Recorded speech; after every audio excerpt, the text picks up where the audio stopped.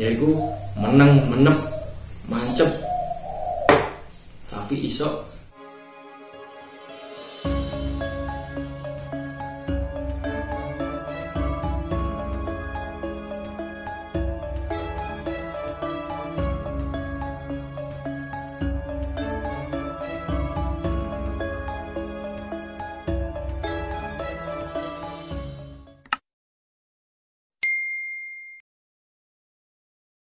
Bismillahirrahmanirrahim. Assalamualaikum warahmatullahi wabarakatuh. Asyhadu an la ilaha illallah wa asyhadu anna Muhammadar Rasulullah. Sallallahu alaihi ya Muhammad. Bismillah, barakallah, saudaraku semuanya, santri Jari Sadat maupun penggemar setia channel YouTube Jari Sadat. Semoga perkumpulan kita melalui online ini membawa stamina power iman kita selalu meningkat dan melejitkan sebuah prestasi doa kita yang sehingga bisa bermanfaat buat diri sendiri, keluarga, tetangga, dan seluruh alam semesta. Amin Allahumma amin. Dan jadikanlah setiap gerak-gerik kita selalu berzikir kepada Allah dan bersolawat kepada baginda Rasulullah SAW. Baik saudaraku, kali ini saya akan menjelaskan atau mengkaji atau membabarkan. Apakah saudaraku pernah mengamalkan sebuah keilmuan, entah itu pengasihan, kerezekian, pengelarisan, aura, pengobatan ataupun dan lain-lain, tetapi sampai yang tidak merasakan keajaibannya, tidak merasakan buktinya, tidak bisa melihat kenyataannya, maka yang salah ada pada dirinya sampean sendiri, bukan pada bacaan atau pada kalimatnya. Baik saudaraku, ya di sini saya akan cerita sedikit tentang kepribadian saya sampai mempunyai JS ini. Jadi di waktu kecil sampai sekarang, sampai besar ya. Waktu saya mondok juga mondok-mondok biasa, bukan pada pondok gemblengan ilmu-ilmu kebatinan, bukan. Tapi di pondok saya diajarkan ilmu syariat, ilmu fikih, ilmu tasawuf, yaitu mengkaji tentang diri ya. Tetapi suatu kelebihan-kelebihan yang dinilai masyarakat sekitar rumah saya, bahkan banyak yang ingin berguru ke saya, dan saya pun bingung ilmu apa yang saya ajarkan ya, karena saya tidak mempunyai banyak ilmu amalan bacaan atau ilmu wirid, sangat minim. Tetapi waktu itu sampai sekarang yang saya amalkan yaitu ilmu rasa, ilmu rasa. Bagaimana mengucap bismillah itu tajrid, bagaimana mengucap la ilaha illallah itu tajrid, bagaimana mengucap astaghfirullahaladzim itu tajrid, bagaimana mengucap Allahumma sholli ala Sayyidina Muhammad wa ala ali Sayyidina Muhammad menjadi tajrid. Semuanya ada kembali pada rasa kita ya. Terus kesimpulan apa yang dipahami dari hakikat rasa ini ya? Kalau sampai ingin mempunyai ilmu yang tajam, ilmu yang tajrid, tangan-tangan sampai menjadi bermaunah, saya tidak menjelaskan tentang amalannya ya, karena saya yakin sampean semuanya pasti mempunyai banyak amalan, entah itu dari guru sampean atau melihat dari YouTube saya. Saya kasih contoh, seumpama sampean dikasih ilmu tentang kerezekian, menderaskan rezeki, itu siapa orang yang pertama yang sampean ahli rezeki?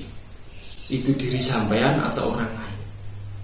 Jawabannya sampean pasti diri sampean sendiri. Ini kesalahannya ada di sini. Bahwasanya ilmu hakikat itu bukan untuk diri, tetapi untuk seisi alam semesta. Kalau alam semesta sudah terkoneksi, sudah terhubung, maka akan masuk ke dalam diri kita.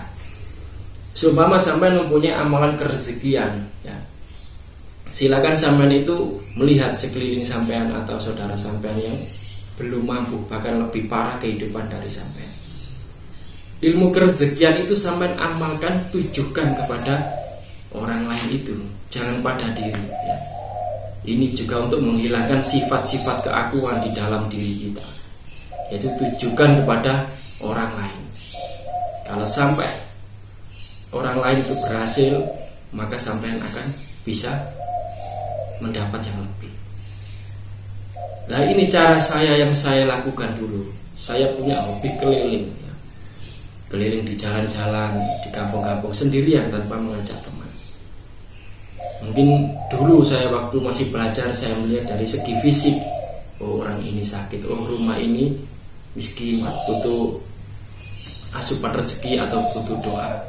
Itu dari segi fisik. Tapi kalau sudah tinggi levelnya, dalam artian kesadaran kita sudah tinggi, maka kita bisa melihat secara hijab ya, ketika hijab itu terbuka, maka kita akan bisa melihat isi dalamnya. Jadi sampai keliling lihat, cari orang yang miskin, itu didoakan ya, entah itu doa apa, itu terserah sampean. Itu doa yang diberikan guru sampean itu apa, itu kirimkan ke orang itu. Kalau ada orang yang sakit, kirim ilmu pengobatan itu secara goibiyah ya, bangun malam, entah bangun malam atau wirid apapun, terserah sampean. Yang penting tujukan ke orang itu secara diam-diam. Jadi pengobatannya tidak mengundang ke rumah sampean atau sampean datang ke rumahnya, enggak. Karena di situ ada hubungan jasad, maka akan ada simbol pemberi dan simbol penerima ya. Dan ini juga bisa disikapi tentang sedekah juga. Sampean menyedekahi doa secara gaib. Dan ini juga banyak orang yang tidak merasakan nikmatnya sedekah. Karena apa? Banyak orang yang merasa memberi ya. Seumpama saya memberi si A, mensedekahi si A, secara pandangan mata jasad, maka ada unsur kesombongan dalam diri saya karena saya memberi. Ya, bagaimana caranya untuk melebur sifat memberi kita ini? Karena yang wajib memberi, maha pemberi adalah Allah Subhanahu wa ta'ala. Dan niatkan saat kita bersedekah, jangan niat memberi, tapi niatkan untuk melepas ikatan duniawi ya. Seberapapun harta kita, sisihkan sebagian rezeki yang bukan hak kita, yaitu niatkan untuk melepas ikatan duniawi. Kita tingkatkan level kesadaran kita, yaitu hakikat sedekah itu. Seumpama kayak seperti contoh tongkat ini ya. Tongkat ini apabila saya memegang, maka banyak orang yang sudah tersugesti dengan tongkat ini. Pasti bukan tongkat sembarangan ya. Padahal ini adalah sanggahan buat meme kelambi untuk berjemur pakaian. Kenapa saya memakai ini? Supaya sampean tidak tersilau atau terhipnotis apapun yang saya pegang ya. Karena saya memakai ini supaya sampai tidak khilaf mata. Apabila saya memegang tongkat yang dari emas atau tongkat yang unik, maka sampai akan berebut milik ya. Pasti kepingin. Dan hakikatnya juga pusaka apapun itu adalah tergantung yang memegang. Tergantung yang memegang. Orang zaman dulu kenapa pusakanya kok sakti-sakti sampai turun-temurun?